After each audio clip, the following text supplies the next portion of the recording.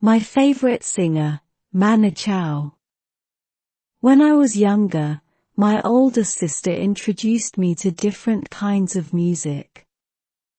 Among the various artists and genres, there was one name that stood out to me, Manu Chao.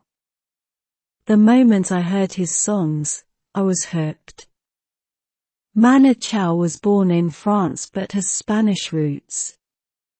He sings in multiple languages: Spanish, French, English, Portuguese, and even Arabic. His songs are a blend of rock, reggae, and Latin rhythms, which makes them very lively and energetic. One of the things that I admire about Manu Chao is his passion for social issues.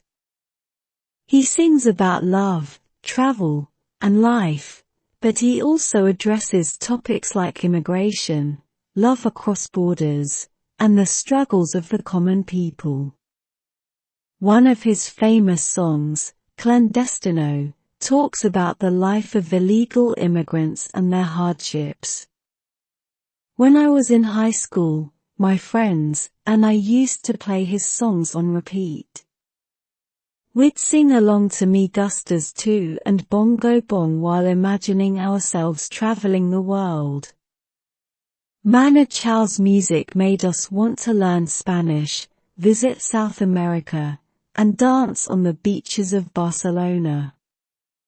I remember when he came to our city for a concert. The venue was packed. The energy was unbelievable. Everyone was singing, dancing, and jumping to the rhythm of his songs. It felt like one big party where everyone was invited, regardless of age or background. One special moment in the concert was when he sang Desaparecido. The crowd sang along so loudly that Manu Chao stopped singing and just let us continue. It was magical. At that moment, I realized the power of music to connect people and convey emotions. Years have passed, and I've grown up. But every time I listen to Manu Chao, it takes me back to those carefree days of my youth. His music reminds me to always be passionate, stand up for what I believe in, and embrace the diverse cultures of the world. Manu Chao is not just a singer to me. He is an icon, a storyteller, and a bridge between different worlds. And that's why he will always be my favorite singer. Thanksgiving with family. Thanksgiving had always been a special occasion for our family. Every year, relatives from near and far would gather at Grandma's cozy house in the countryside. The house, with its wooden floors and antique furniture, held decades of memories.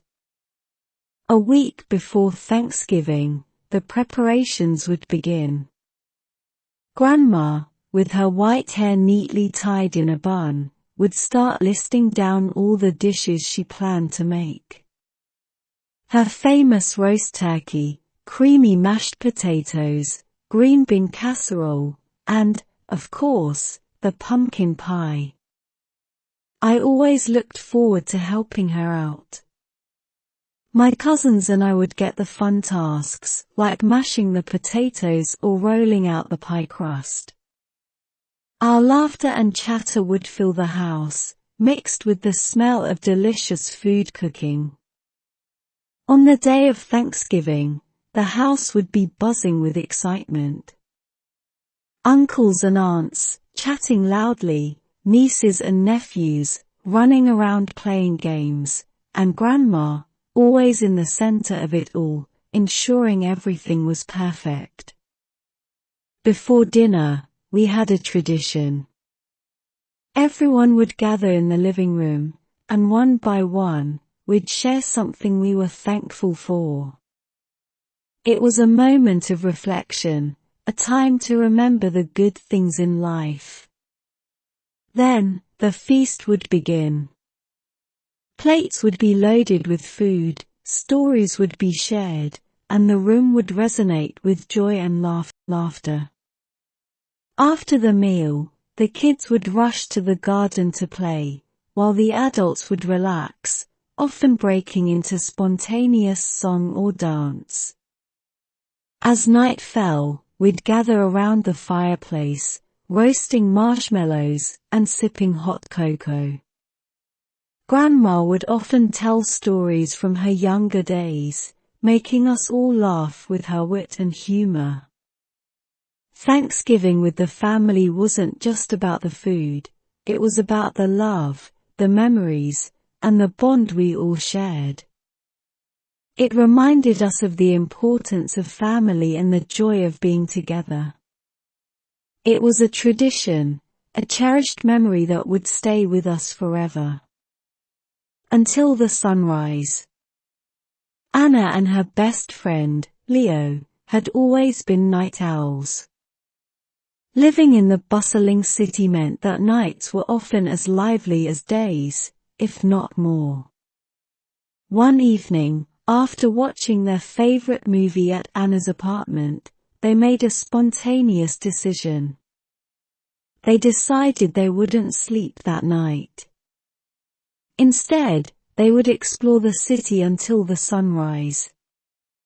They started at the local park, where a midnight market was in full swing. Rows of stalls lit up with fairy lights sold everything from handmade jewelry to delicious street food. Anna bought a delicate silver bracelet, while Leo tried a spicy taco that made him gulp down an entire bottle of water. Walking further, they reached the city's art district. It was an open-air gallery, where local artists displayed their work on the streets. Murals adorned the walls, and sculptures dotted the sidewalks. They spent hours admiring the talent and even did some goofy poses in front of funny art pieces, capturing the memories with their phones. As the night deepened, they headed to the riverbank.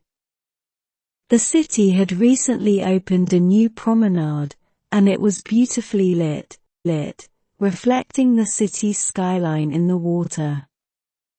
They sat down, feet dangling over the edge, talking about everything under the stars. They shared dreams, fears, and laughed over childhood memories. By the time they realized, it was almost dawn. They quickly grabbed a cab to the city's highest viewpoint, a hill on the outskirts. They reached just in time, with a blanket they had borrowed from Anna's home. Sitting atop the hill, they watched the sky change colors. From the deep blue of the night, to the soft pink and gold of dawn. The sun rose slowly, casting a golden hue over the city they loved so much. The experience was magical. The city, with its noises and chaos, seemed so peaceful from up there. The entire night of exploration and the beautiful sunrise was a testament to their adventurous spirit. Tired but content, they headed back home, making a pact to make this a yearly tradition. It wasn't just another night for them, it was a night where they truly lived, cherishing each moment until the sunrise. Cheese from Switzerland. Lucas had always been a cheese lover. Every type, every origin, every flavor, he loved it all. But his favorite was Swiss cheese, with its unique holes and distinct taste. One day, he read about how authentic Swiss cheese was made in the Alps of Switzerland. He was so intrigued that he made a promise to himself. One day, he would travel to Switzerland and taste the cheese right from its source. His dream came true a few years later. Lucas got an opportunity to visit Switzerland for a work project. After completing his tasks, he took a few days off to explore the countryside. He traveled to a small village in the Alps, where he had heard about an old cheese-making factory. As he reached, the sight was mesmerizing. Green meadows, cows grazing, and snow-peaked mountains in the distance. The air smelled fresh, with a hint of the dairy farm nearby. Lucas met an old cheesemaker named Otto. With a kind smile, Otto welcomed Lucas and offered to show him around. They started with the cowshed, where Lucas learned that the milk's quality played a significant role in the cheese's flavor. The cows were fed only the freshest grass, which gave their milk a special taste. Next, Otto took him to the factory. Lucas saw large vats where milk was boiled and then set aside to curdle. He learned about the bacteria added to give Swiss cheese its characteristic holes. Otto explained that the holes were formed due to carbon dioxide gas released by the bacteria during fermentation. Lucas watched in awe as Otto expertly shaped the cheese and set it aside to age. The aging process could take months, even years, depending on the type of cheese. Finally, the moment Lucas had been waiting for arrived. Otto sliced a piece of cheese that had been aging for over a year and handed it to him. Lucas took a bite, and his eyes lit up. It was creamy, flavorful, and had that perfect hint of nuttiness. It was the best cheese he had ever tasted. As he left, Otto gifted Lucas a small block of cheese to take back home. Lucas thanked him, promising to return someday. Back home, Lucas often remembered that day. Every time he took a bite of the Swiss cheese Otto had given him, he was transported back to the serene Alps, the mooing cows, and Otto's kind face.